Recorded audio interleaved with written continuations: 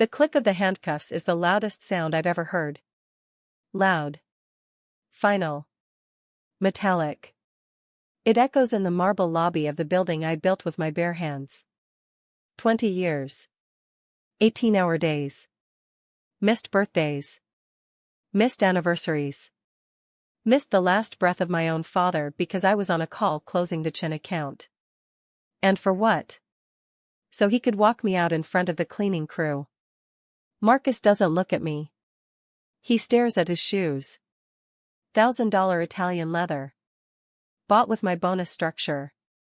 He adjusts his cufflinks. Nervous tick. Always was. Sir, you have the right to remain silent. The cop's voice is bored. Routine. He reads the card like he's ordering a latte. I laugh. A raw, hacking sound that scrapes my throat. Remain silent? I whisper. I've been silent for 3 years, officer. I've been screaming inside a soundproof box while he drained the lifeblood out of my company. Sold our source code. Sold our client list. Sold the algorithm I coded in a garage on ramen noodles and Red Bull. Marcus finally looks up. His eyes are dry. Cold. Reptilian. David, he says. My name. Like we're sharing a beer. Don't make this harder. Harder? I spit blood onto the polished floor. A crown from when his security goon, my former head of security, slammed my face into the reception desk. You think this is hard? You think prison is hard? I'll survive prison. I survived you. I lean into the cuffs. The steel bites my wrists. Good. I need the pain. It grounds me. You see these files? I nod toward the banker's boxes the FBI agents are carting out. You see the terabytes on those drives? That's not evidence. That's a eulogy. For us. Marcus flinches. Just a micro-expression. A tightening of the jaw. I got him. Read the warrant, Marcus, I say, my voice dropping to a venomous hiss. Read the part about the offshore accounts. The Caymans. The Shell Corporation in Delaware. The one you signed off on last Tuesday. The one I set up 6 months ago. His face goes slack. The mask slips. Just for a second. Panic. Pure, unadulterated panic. You didn't think I knew? I smile. It hurts my split lip. You didn't think I built the backdoor into the very server you stole from? I wrote the code, Marcus. I wrote the goddamn code, every keystroke you made. Every file you zipped. Every encrypted email you sent to Vanguard Tech. I watched it all. In real time. On a screen in my basement. The agents pause. They look at Marcus. Then at me. Sir, the lead agent says. Step back. I'm not the suspect anymore, Agent Miller, I say, not taking my eyes off the traitor. He is. Check the timestamps on the Logan Act transfers. Check the IP logs. It wasn't me in the building at 3 a.m. It was his keycard. His biometric. His greed. Marcus starts talking. Fast. Desperate. David, listen to me. We can fix this. I'll give it back. I'll give you the majority stake. 51%. Just call off the dogs. Please. Davy. Partner. That word. That cursed word. It hangs in the air, rotting. Partner, I repeat. I taste the copper in my mouth. We were never partners, Marcus. I was the engine. You were the hood ornament. Shiny. Loud. Useless without me. I turn to the agent. Agent Miller. The evidence you need? It's in the cloud. Encrypted. Dead man switch. If my heart stops beating for 60 seconds, or if I don't enter a code on my phone every 12 hours, the entire decryption key publishes to the SEC, the DOJ, the IRS, and the Wall Street Journal simultaneously. Miller nods. Professional. Understood, Mr. Thorne. David, I correct him. Just David. I look at Marcus one last time. I memorize the fear. I bottle it. Vintage 2024. Finest vintage I've ever produced. Enjoy the orange jumpsuit, Marcus, I say softly. It clashes with your complexion. They lead me away. Not to a cell. To a sedan.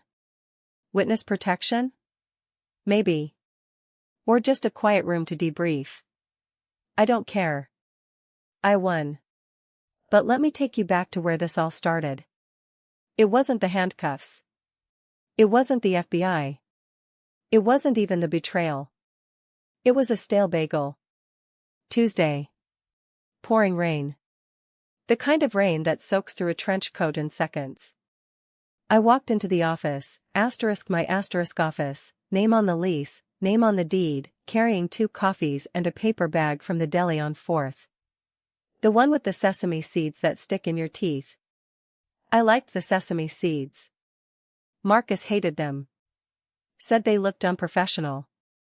Said clients wanted clean lines. He wanted a Keurig machine and a bowl of wax fruit in the reception area. I wanted the bagel. I took the stairs. Elevator was slow. Always slow. Plus, the stairs let me hear the building breathe. The hum of the servers in the basement. The creak of the floorboards on the dev floor. The heartbeat of the thing I birthed. I hit the executive floor. Swiped my card. The green light blinked. Access granted. David Thorne. Founder/CEO. I pushed the heavy glass door open. Morning, sunshine, I called out to Sarah at the front desk. Got your usual. Extra cream. No sugar. Doctor's orders. Sarah didn't look up. Her eyes were glued to her monitor. Her face was pale. Gray, almost. Mr. Thorne, she whispered. Don't go in there. My hand froze on the bagel bag. Go in where? My office? Sarah, it's 7:30 a.m. I own the place. That's just it, sir, she said, her voice cracking. You don't. Not anymore. The air pressure dropped. My ears popped. What did you say? She turned the monitor. A document. A PDF. Scanned. Wet ink signatures. Certificate of merger. Thorne Analytics plus Vanguard Technologies. Effective date, yesterday. 11:59 p.m. My name wasn't on the signature line. Marcus's was. And a name I didn't recognize. Jonathan Sterling. Chairman, Vanguard Tech. The bagel hit the carpet. Sesame seeds scattering like shrapnel. Where is he? My voice was quiet. Dangerous. The voice I used when a server rack caught fire and I had 3 minutes to save the data. He's in the conference room, sir. With the lawyers. They'd been there all night. Finalizing the transfer. Transfer. Asset transfer. IP assignment. Employee contracts. Everything. Signed. Sealed. Delivered. I didn't scream. I didn't shout. Screaming wastes oxygen. I needed oxygen for the fire coming. I walked past her. Didn't touch the door handle. Just kicked the door open. The conference room. Mahogany table. Leather chairs. The smell of expensive cigars and cheap fear. Marcus sat at the head. My chair. My chair. He wore a suit I'd never seen. Charcoal. Sharp. Predator's coloring. Across from him, 3 suits from Vanguard. Shark skin. Dead eyes. They stopped talking the second the door slammed against the wall. Marcus didn't jump. He didn't flinch. He just sighed. Put down his pen. Took off his reading glasses. Folded them with surgical precision. David, he said. You're early. I'm early? My laugh was a jagged edge. Marcus, it's 7:30. I'm always early. You're the one who moved the goalposts to midnight. Business doesn't sleep, Davy. He used the nickname. The one from college. The one that used to mean brother. Now it tasted like arsenic. Opportunity doesn't wait for sentiment. Sentiment? I stepped into the room. The carpet was plush. Muffled my footsteps. Good. Let them think I'm calm.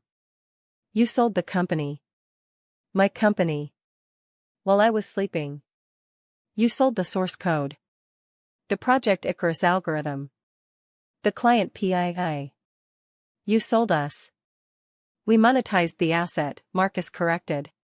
Smooth. Practiced. The board approved it. 4-1. You were the dissenting vote. So we amended the bylaws. Emergency provision. Fiduciary duty to shareholders. You were deemed unstable. A bottleneck. Unstable. I nodded. Because I wouldn't sell the user data. Because I wouldn't backdoor the encryption for the NSA. Because I wouldn't turn our privacy tool into a surveillance weapon for the highest bidder. Because you were sentimental, David. Marcus snapped. The mask cracked. Just a hair. We were bleeding cash. Burn rate was unsustainable. Vanguard offered 3 times revenue. 3 times, you would have let us go bankrupt out of pride. Pride? Subscribe to Betrayal and Revenge for more unbelievable stories of betrayal and karma.